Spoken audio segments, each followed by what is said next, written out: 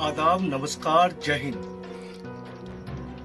दोस्तों, आज हम बात करेंगे दुनिया में आए हुए कुछ स्पेशल लोगों की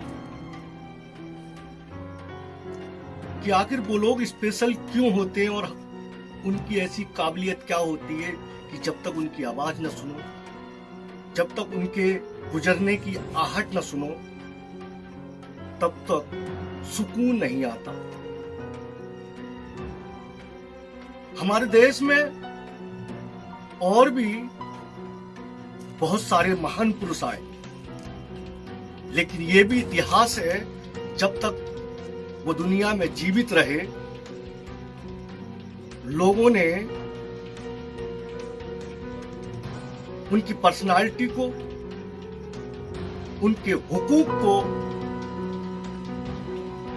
बड़े ही शक की निगाहों से, बड़े ही गुर्बत की निगाहों से देखा है। हिंदुस्तान में ऐसी तमाम शख्सियत आई।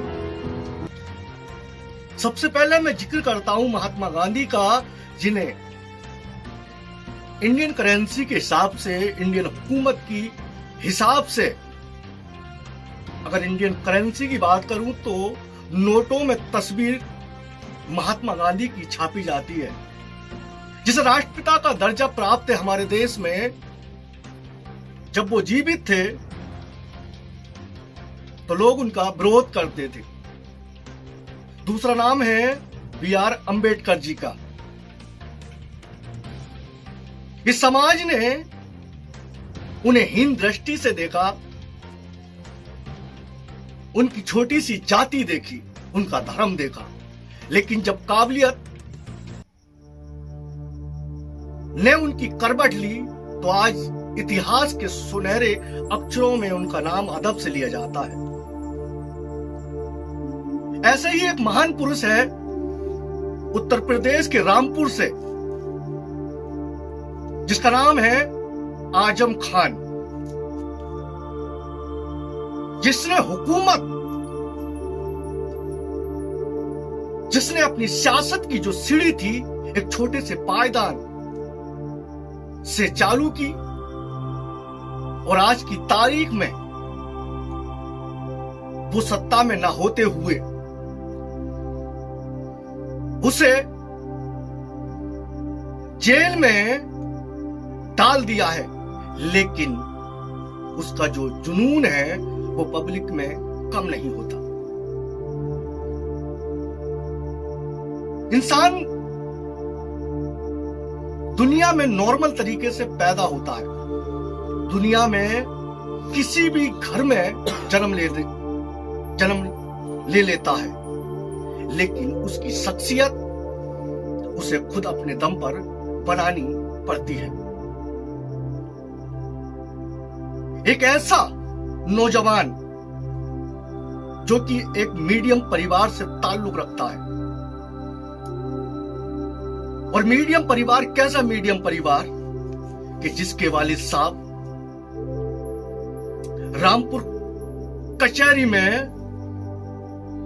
सिर्फ टाइपिंग करते थे, और हम जानते हैं कि टाइपिंग करने वाले दिन से लेकर शाम तक कितना रुपया कमा लेता है। एक ऐसे बाप का बेटा घर वालों की शख्सियत को और ज्यादा मजबूत करने के लिए अलीगढ़ यूनिवर्सिटी में टेस्ट निकाल कर पढ़ता है, यानी कि इंटरेस्ट।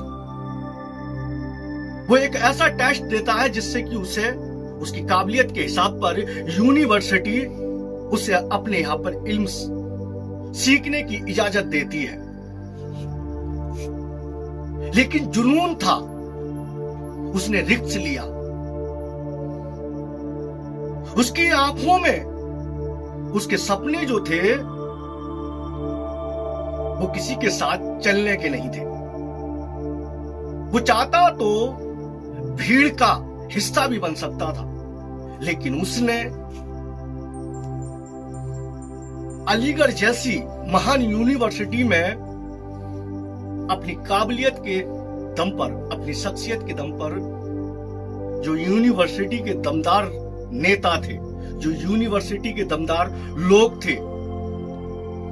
ऐसे लोगों को एक पतले से दिखने वाले शख्स, जिसे आजम खान कहते हैं, उसने अपनी ओर आकर्षित कर दिया और इतना आकर्षित किया कि अलीगढ़ मुस्लिम जैसी यूनिवर्सिटी में एक चुनाव भी जीता और चुनाव जीतने के बाद सीधा रामपुर की पावन धरती पर आकर, रामपुर की जमीन पे आकर उन लोगों की सियासत करने लगा, उन लोगों की आवाज उठाने लगा जो कि श्रमिक परिवार से आते हैं। शहरों में आपने देखा होगा लेबर चौक, और लेबर चौक एक ऐसी जगह होती है जहां पर श्रमिक यानी कि मजदूर काफी संख्या में पाए जाते हैं। ऐसे ही आजम खान ने आवाज उठाई रामपुर के रिक्शा वालों की, जिसे उस समय रामपुर के लोग कमजोर निगाहों से देखते थे, रामपुर के लोग हीन भावना से देखते थे, क्योंकि रामपुर जो शहर है, रामपुर जो जगह का नाम है, वो एक ऐसी जगह है जहां पर नवाबी आज भी झलकती है।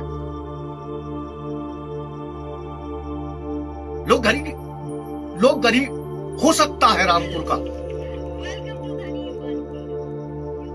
लेकिन उसकी एक खासियत होती है, उसके एक मिजाज होता है जो रामपुर के पानी में है। आजम खान ने भी यहां पर आकर उन लोगों की मुखालफत की जो रिक्शा वालों को हीन दृष्टि से देखा करते थे। उन मजदूरों की आवाज बने आजम खान, जिनकी मजदूरी देते हुए जमींदार और संपन्न परिवार के लोग हिचकते थे। आजम खान उन लोगों की आवाज बनी। लोग कहते हैं कि आजम खान ने ये जो मुकाम हासिल किया है, इस मुकाम को पाने के लिए बहुत सारे लोगों की बेवजह की कुर्बानी दी है। लेकिन हकीकत यह है कि आजम खान उस शेर का नाम है, उस दिलहर का नाम है जो मीडियम परिवार का होने के बावजूद भी रामपुर के नवाब से टकराने लगा।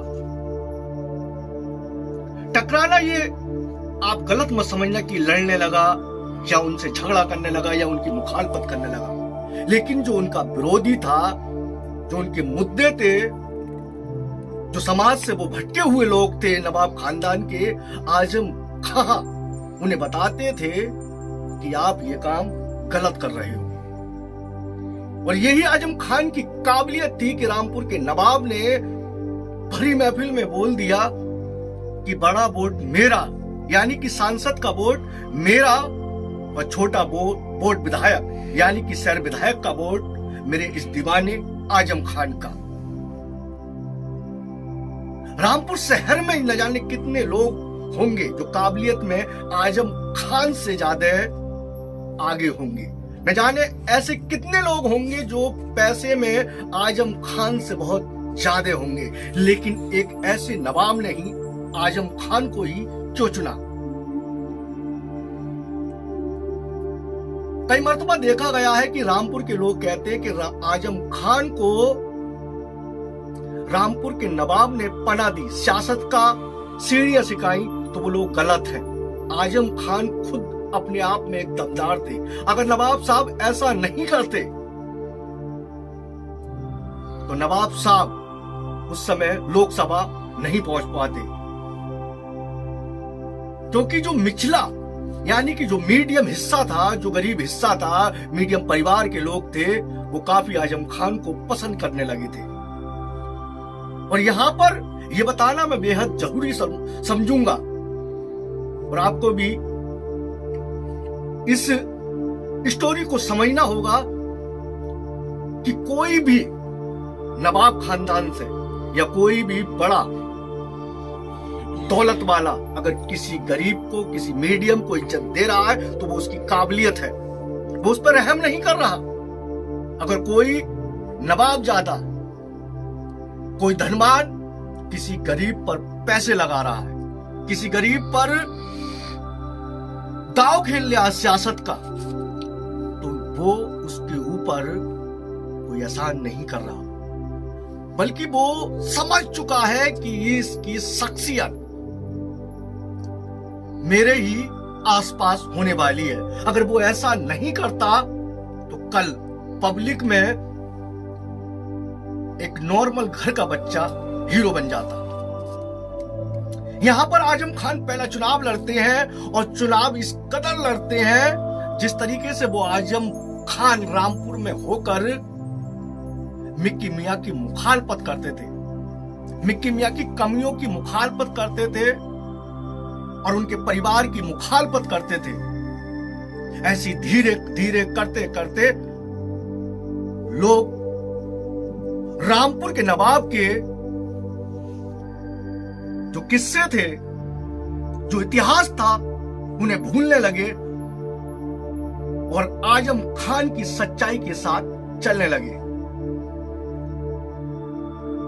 और यही वजह है जो अंदर का बैठा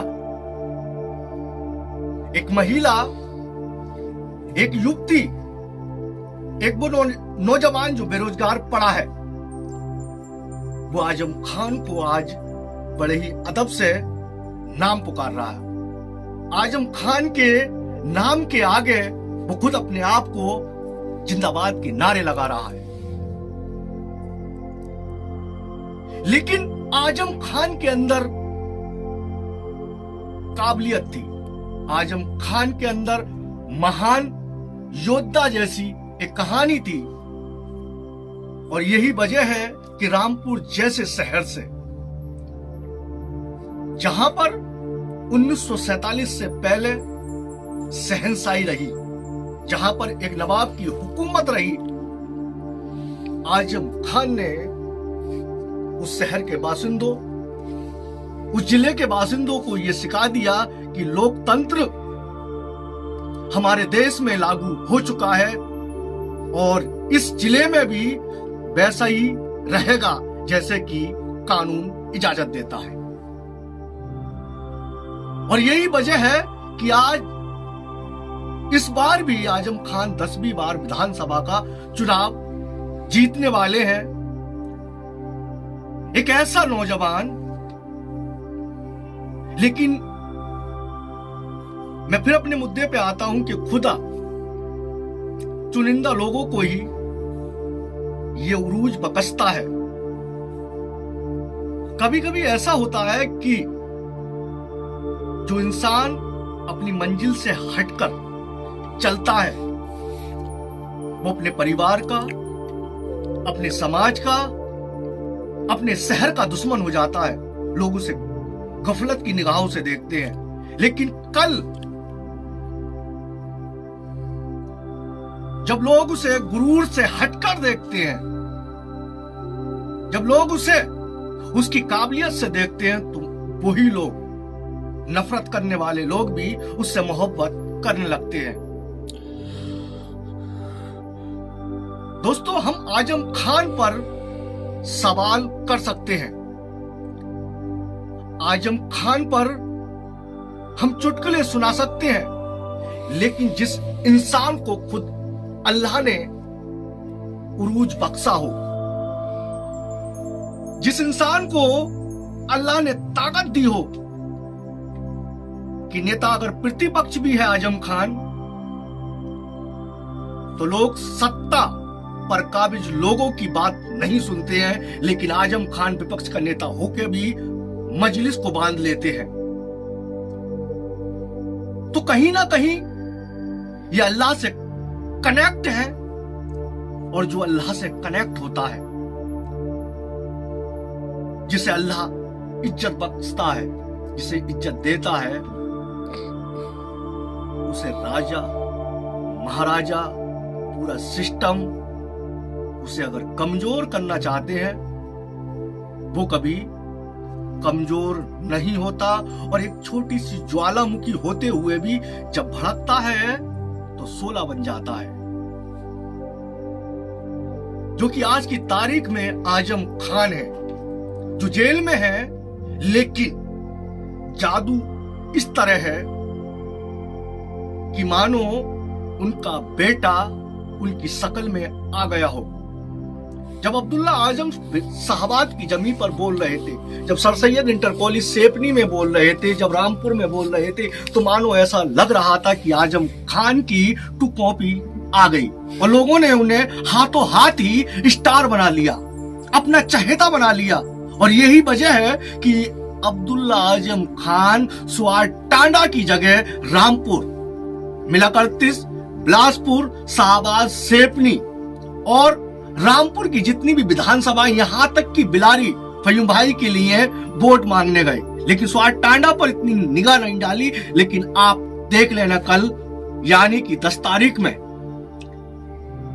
उस तारीख में आप देख लेना, कैलेंडर छाप के रख देना, इतिहास लिख के रख देना, उस दिन अब्दुल्ला जीत रहे हैं। क्योंकि जो पब्लिक का जुनून होता है वो इंसान की काबिलियत के लिए सलाम करता है। और ऐसा नेता